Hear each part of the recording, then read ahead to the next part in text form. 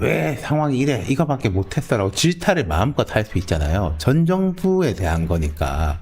근데 올해는 작년에 한 것에 대한 뭐 복귀 내지는 평가 그런 거 아니겠습니까 주로? 그럼 이제 우리가 한 거잖아요. 그러면 여기서 강하게 질타하면 유체이탈 화법이 되는 것이고. 누워서 침 뱉기가 그렇죠. 되든지. 그러니까 좀 애매한 상황인 거고. 그리고 대통령 이번 업무 보고라든지 요즘도 여전히 메시지가 많은데 그런 걸 느꼈습니다. 역시 이 대통령이 구체적인 이야기는 잘해요. 최근에 보면은 이케아에서 뭐 여성 임원이 육아휴직하고 복귀했다가 부당한 인사조치를 당했다라고 그분이 주장하는 것에 대해 가지고 막 이제 말도 하고 여러 그런 이야기를 하는데 우리 생각해 보면은 최근에 현안 중에 가장 핫한 게 뭔가 그 장윤기 광주 광산경찰서 사태 아니겠습니까? 또 언급을 하시죠. 안 하죠. 네, 저도 궁금해요.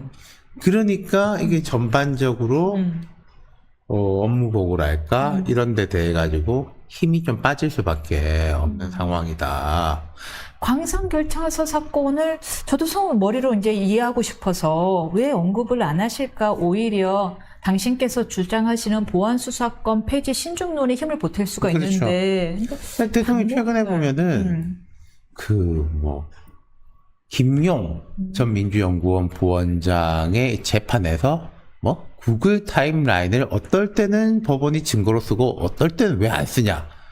사실 우린 잘 알지도 못해요. 물론 김용 부원장의 재판 정도는 좀 알고 있지만은 거기서 구글 타임라인을 뭐 어떻게 했냐 못했냐 이런 거는 잘 알지도 못하는데 그것도 예를 들어서 뭐 법원 재판에 대해 가지고 이래라 저래라 한다라는 비판을 받을 수도 있는데 그런 건 이야기를 하면서 그 장윤기 건에 대해서는 이야기 광산경찰서 건 네, 우리 실장님께서 말씀하신 대로 광산경찰서 건 이야기 안 하고 최근에 그 레버리지 ETF 건에 대해 가지고도 뭐 약간 지나가듯이 금감위원장들한테 아이고 좀 뭐 혼나고 있던데. 혼나고 있던데요. 뭐 잘하세요. 남의 일. 그러니까 그 발언이랄까 이 힘을 주는 강도가 우리가 생각하는 거랑 좀 다르잖아요. 중요한 것에 대해서는 약하거나 뭐 말을 안 하거나 근데 이제 뭐 다른 것에 대해서는 잘 모르는 것에 대해서는 막 강하고 세게 이야기하고 그러니까 이게 바로 그거 중에 심드렁해지는 거지요. 심드렁해진다. 지금 약간 강약 조절을 특이하게 하신다라는 말씀을 하셨는데 바로 그게 뉴스가 된 것이 일반 당원과의 설전이었어요. 그 그렇죠. 기탁금 문제가 과연 당무 개입이냐 아니냐에 대해서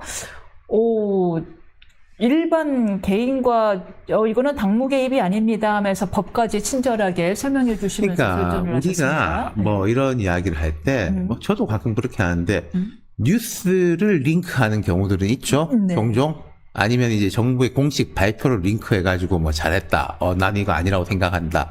이렇게 하는 경우가 있는데, 개인의 이런 SNS 계정 그대로 이렇게 프로필까지 나와 있는 걸 끌어올려가지고, 센 사람이 어마어마하게 센 사람, 대한민국에서 제일 센 사람이. 하는 경우는 잘 없잖아요. 예. 근데 이제 그걸 했고, 그리고 뭐 대통령이 무슨 말 하는지는 제가 알긴 알겠어요. 그리고 민주당의 뭐 당헌 당규상 그렇게 돼 있다. 근데 그 뒤에 대통령이 말씀하신 게, 또, 그때는 이제 야당의 논평을 가지고 반박하는 식으로 했는데, 뭐 좀 알고 말해라. 대통령이 이 공직선거에 감나라 배나라 하는 거는 불법한 거지만은, 당내의 이런 선출직, 당직에 대해 가지고는 할 수 있다. 근데 그 윤석열 전 대통령이 전당대회 때 경우는 다릅니다만은 그때는 대통령이 직접 하지는 않고 대통령 주위에 있는 사람들이 뭐 아무것도 하지 않는. 아무것도 하지 않으면 아무 일도 일어나지 않는다. 뭐 나경원은 반윤 세력의 우두머리 뭐 그런 거 해가지고 그때 민주당도 막 뭐라고 했단 말이에요. 어떠세요? 실장님이 보시기엔 이거 당무 개입이에요, 아니에요? 정치적으로? 아니 그게 제가 늘 말씀드리지만은 당무 개입이냐 아니냐는 뭐 어떤 특정한 기준이 있는 건 아닙니다. 대통령이 당원으로서 흔히 뭐 이 윤석열 전 대통령 때 이미지가 안 좋아져가지고 그 단어를 잘 안 쓰는데 이른바 1호 당원이라고 하잖아요. 1호 당원이니까 당의 방향성이라든지 이런 데 대해 가지고 의견 개진할 수 있죠. 그러니까- 미국은 사실 더 자유롭게 하잖아요. 그렇죠. 네. 정무수석도 그래가지고 있는 거 아니겠습니까? 정무비서관이라는 것도 있고. 근데 뭐 2천만 원에서 500만 원, 1,500만 원에서 500만 원. 아까 제가 말씀드린 대로 정무수석과 뭐 이게 있으니까 할 수 있는 거 아닌가? 그 이전에 이미? 정무 라인 통해서 예. 얘기했으면 될 일을 고민정 그렇죠. 의원이 얘기했듯이 예. 그런 일을 굳이 대통령께서 새벽에 일반 개인과 설정까지 설전이라고 하면 설명이지만 예. 친절하게 설명까지 해주시면서 얘기해야 되냐 인데 근데 약간 어떠세요? 좀 비싸긴 한 것 같아요. 왜 이렇게 올렸대요? 그러니까 비싸죠. 대통령이 이제 SNS에 대해서 이제 막 말이 많았잖아요. 근데 이제 대통령은 SNS를 특히 요즘에 이제 X 주로 사용하시는데 직접적 소통 수단으로서 이렇게 보면은 이거는 자기가 쓰는 것 같아요. 이게 자기가 쓴다는 게 무슨 말씀이냐면은 뭐 참모들하고 예, 이렇게 예. 논의를 해가지고 하는 게 아니라 이건 뭐 내 생각을 내가 자유롭게 전달하는 거야.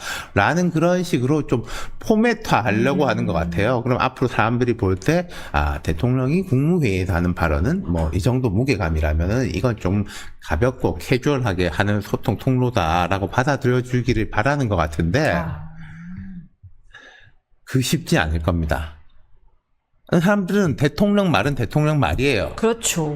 뭐 이게 식당에서 하건 그럼요. 국무회의 석상에서 하건 어디에서 하건 대통령 말은 대통령 말로 받아들이는 거기 때문에 이 대통령의 그런 생각은 제가 볼 때는 잘 구현되기가 어려울 거예요. 그러니까 그게 거기에서 나오는 뭐 설전이라든지 불안감 그리고 과거에는 뭐 이스라엘 관련해 가지고 그때도 말씀드렸지 않습니까? 이건 방향성의 문제가 아니라 사실관계라든지 톤과 속도의 문제인 거다.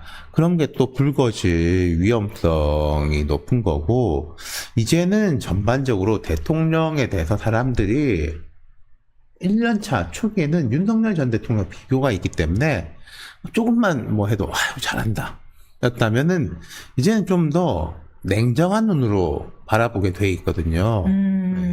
바로 그 부분이 지금 오늘 속보 리얼미터에 나왔는데요. 이 대통령의 긍정평가가 거의 5%포인트 정도 하락한 48점대가 나왔습니다. 0.5. 0.5 정도 들어요. 예. 졌죠. 50일에서요.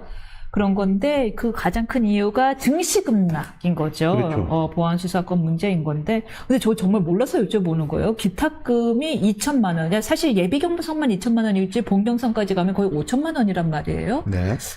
비싼 건 맞는 거죠. 뭐 1,500, 500, 2,000 막 이렇게 했는데 그게 당비가 부족한 것도 아닌데 다. 근데 제가 생각할 때는 또 어쩔 수 없는 면이 있어요. 당을 운영하는 입장에서 이게 돈 벌려고 하는 게 아니라 예. 난립할까 봐. 난립할까 봐. 네.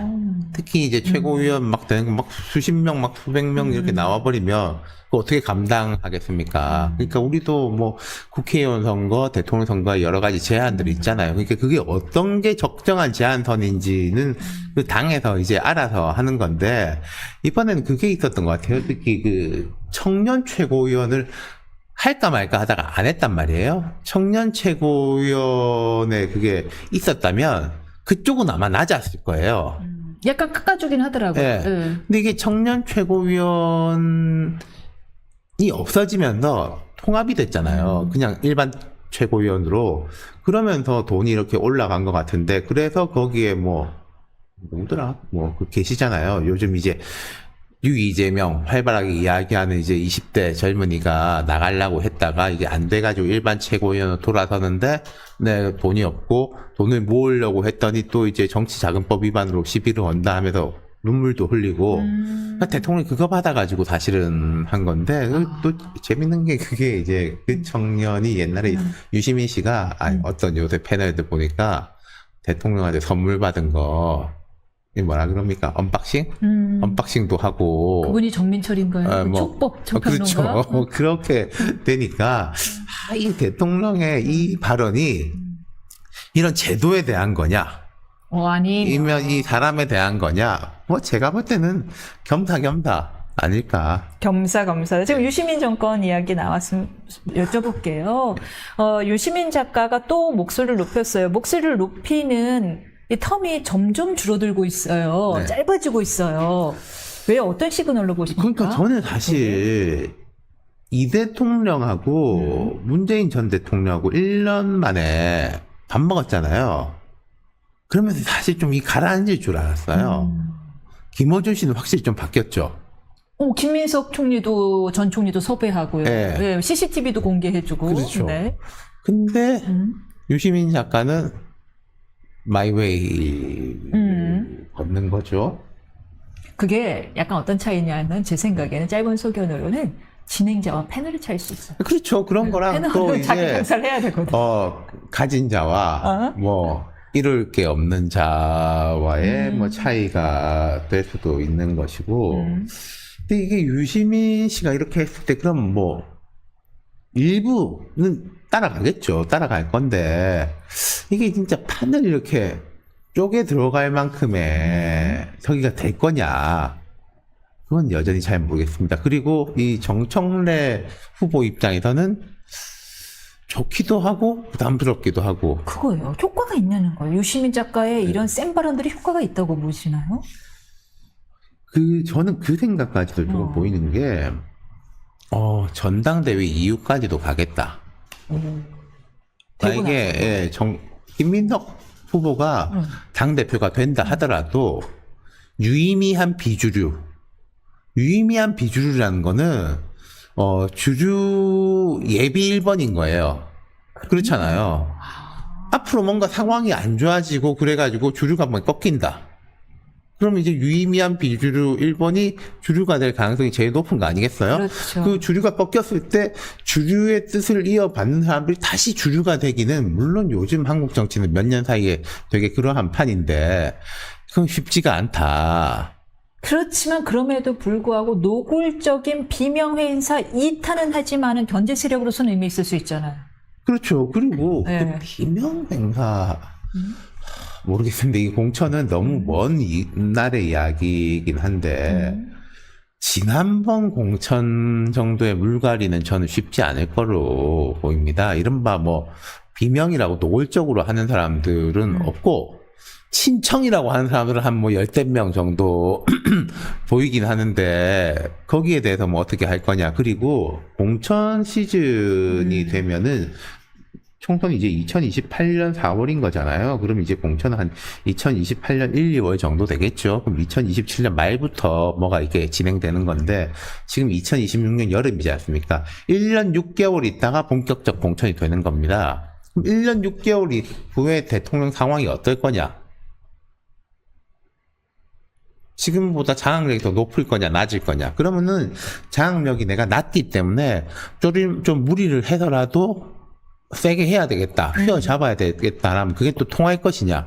안 통했던 게 박근혜 전 대통령 때 그 공천 파동 아니겠습니까? 오히려 역풍이 불었죠. 예. 그러니까 이 대통령은 되게 현실적인 사람이기 때문에 그때 가서 국정 지지 기반을 어떻게 좀 안정적으로 가져갈 것이냐. 뭐 화합형이냐? 아니면 숙청형이냐? 그건 뭐 가봐야 아는 거고. 근데 어떨 것 이제 같아요? 현실주의잖아. 진짜 그건 그때 가봐. 상황이 어떤가에 워낙 따라서 유연하시다 보니까 상황에 이게 따라. 또 뭐 국민의힘이 뭐 장동혁 대표 그쪽에서 이야기하는 대로 뭐 장 대표 계속하고 또 연임하고 공천권도 행사하고 뭐 그런 상황이 되는 건지 뭐 지금 이제 야당 복을 말씀하시는 중도 보수 이쪽이 기대하듯이 뭐 당에는 한동훈, 서울시에는 오세훈 딱 버텨가지고 바뀐 모습이 될 건지 거기에 따라 또 다르겠죠. 좀 지난 얘기긴 한데 저는 그 유시민 전 장관이 이제 매블쇼에서 나와서 이야기를 할 때 뭐 제가 듣기로는 출연료가 어마어마하시대요. 그래요? 어마어마하시대요. 근데 나와서 그래서 자꾸 말씀을 더 세게 하는 측면이 있다고 보는 사람도 있더라고요. 그런데 아무튼 나와서 말씀하실 때 고발한 저는 이제 마음이 편안합니다. 이제 기대를 버렸고요. 하는데 그 표정. 보통, 부부 간에도 이혼 사건 상담하러 올 때 상대에 대한 미움이 극에 달했을 때 쓰는 표현이 나 이제 그 사람 뭘 해도 상관없어. 관심 없어. 근데 지금 딱 그 워딩을 그대로 쓰시는 거 보고 미움이 뭔가 극에 달한 상태 같다라는 느낌이 들었어요. 그러니까 저도 막 전화도 많이 받기도 하고 이게 생각도 해보면은 왜 미울까인데 예컨대 노무현 전 대통령 때 당청 갈등 같은 경우에는 분명히 노선에 대한 차이들이 있었어요.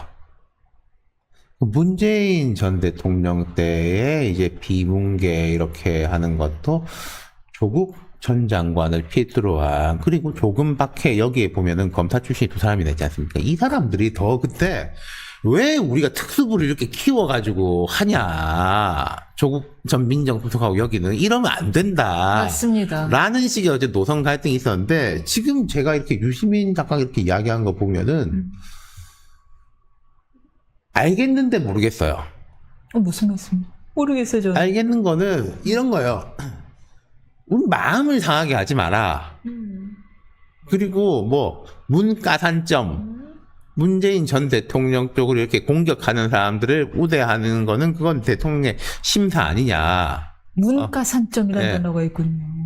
그거 유 작가가 말해가지고 저도 처음 배웠어요. 아니, 참 되게 재밌는 말이던데. 예. 어쨌든 그것까지는 알겠고 그 국정 운영에서 뭐가 마음에 안 드는 거냐. 보안 수사권 그거 딱 하나는 알겠는데